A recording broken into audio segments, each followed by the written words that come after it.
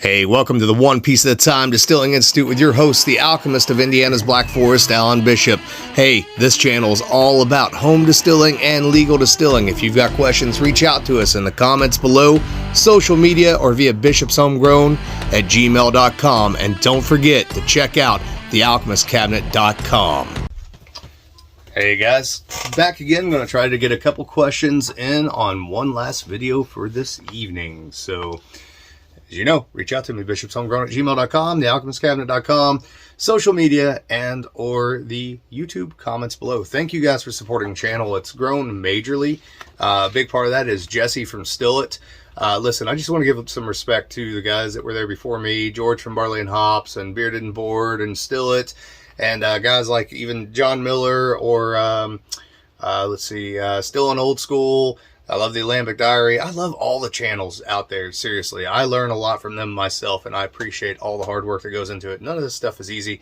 There's a couple other out there. I cannot remember the name of them, and I apologize, but I do watch pretty much everybody's. What is it? Still Works in Brewing. That's a good one too. I love that one as well. So a lot of work goes into these kind of videos, and I appreciate everyone's information, everyone's time, everyone's effort.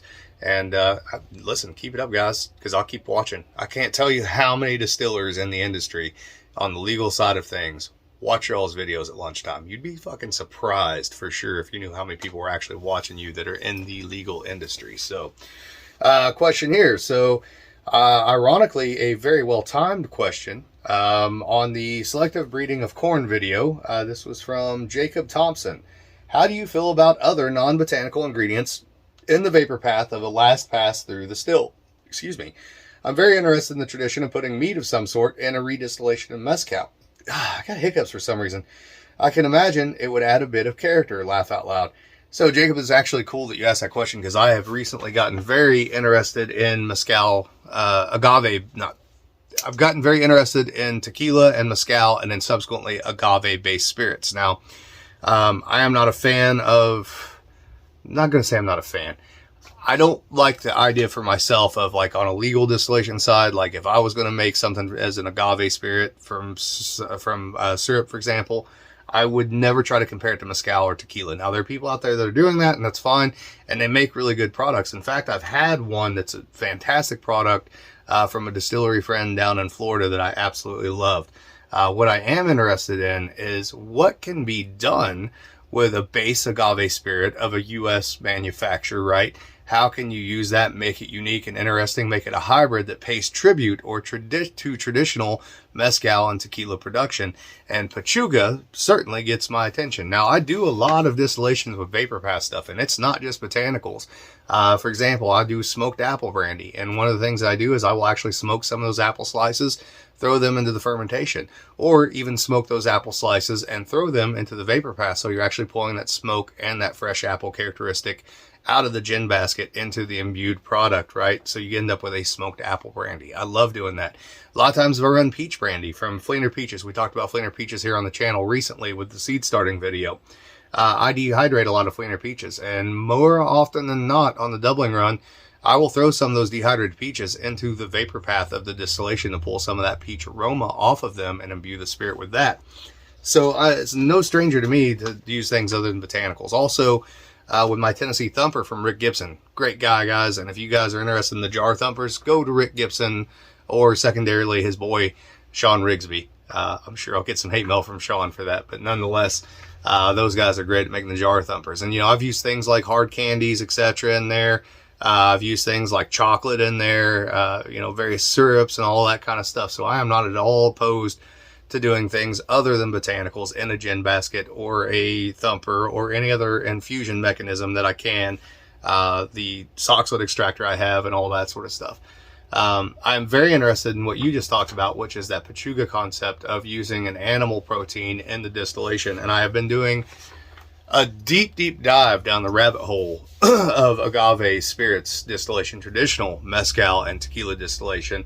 And I've come across some very interesting things, some of which I'll just go ahead and tell you guys about real quick here because I have time in this video. So there's a huge possibility that the distilling that goes on in Mexico and Mesoamerica in general predates Columbus. It could be right before Columbus. Could be right before the Spanish in general. Could be way older than that. Might even be prehistoric. We don't know.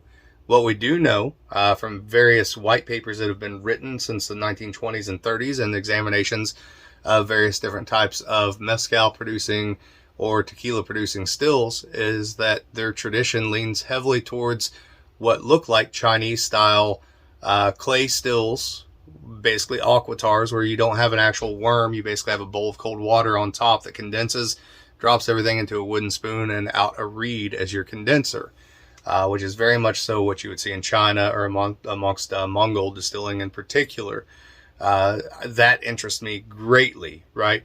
The other thing that I found is that very much so like my own thinking on distillation, because as I've reiterated here many times and on Distillers Talk and elsewhere, distillation is very much so a part of my own personal spirituality, all the way down to having specific spirits that I make only because they're spiritually relevant to me. There are some things that I do like that. And the culture of distillation that I am reading about in Mexico has traditions similar to that. And pechuga is one of those traditions. Pechuga is not something that was traditionally sold outside of the family. It was kind of made for festivals, particularly El Dia de los Muertes, where it was given out to family and friends for the celebration day, the celebration of the dead and the ancestors. All the way to the point that sometimes you will even see the mezcaleros, or I don't know what you call it when they make the tequila. I'm sure there's a name for that as well. Talking about how that particular beverage is, the production of it is actually a sacrament or a sacrifice or ceremonial in nature. But the more research I do on it and the more I understand it, and I'll be very clear with you guys, I'll be honest, I have never made a pechuga. I've never made anything with any animal protein in it. I have had a number of fat wash cocktails though, and that's the other part of this conversation I was getting to. So I can't see a pechuga being too awful different than what fat washing a cocktail does. It intensifies the flavor. The fats intensify the flavor. We've done a lot of fat wash cocktails. Myself and Sean White, whenever he was my salesman at my current distillery, he did, I think, a bacon fat washed apple brandy cocktail that was just wonderful. And that's my understanding of pechuga, is that you're also adding various fruits, maybe various vegetables, various different botanicals, including anise. I saw that in a number of the pechuga recipes, into the pot along with the protein, which is actually traditionally most often turkey breast from a turkey that you actually butchered yourself as a part of the sacrifice. You basically imbibing the spirit of the turkey when you distill that and you drink it. The power of that animal comes through in that distillation, which also intrigues me greatly. I know some people are going to be like, what the hell is he talking about? It's okay. That's not for you. That's for me. But nonetheless, the idea is that those fats there are actually amplifying those other flavors. They're amplifying the various different spices and vegetables and fruits that are being used. And if you guys haven't seen it, Bearded and Board actually did a pechuga, which I thought was really interesting. And that's one of the things that he said was he thought he could have actually pulled back some on the various botanicals that he used because they had kind of overwhelmed that agave spirit. And of course, if you're using agave syrup to make your agave spirit, you're not getting that roasted sort of note and that caramelized sort of note that the agave would get in a traditional methodology for tequila and or mezcal potentially. So bear that in mind. But yeah, that's something that I'm very interested in and something I intend fully to play with in the future. Agave spirits are something I think have a real opportunity to be an interesting new frontier in craft spirits in the United States, as long as they're handled right and you're respectful to the original culture and you're not trying to rip off that original culture. Don't go around saying tequila or mezcal, and obviously you can't label them that legally anyways, but I also don't think you should say, well, this is our version of tequila or our version of mezcal. I think that you should pay tribute to what came before and do something to make it unique, interesting, and of your own accord. And luckily, most of the people that I know doing this are trying to add something of their own accord to that art form. So my brain goes crazy when I start thinking about the wild heirloom agave stuff that I've been playing with and the various hybrid spirits you could do.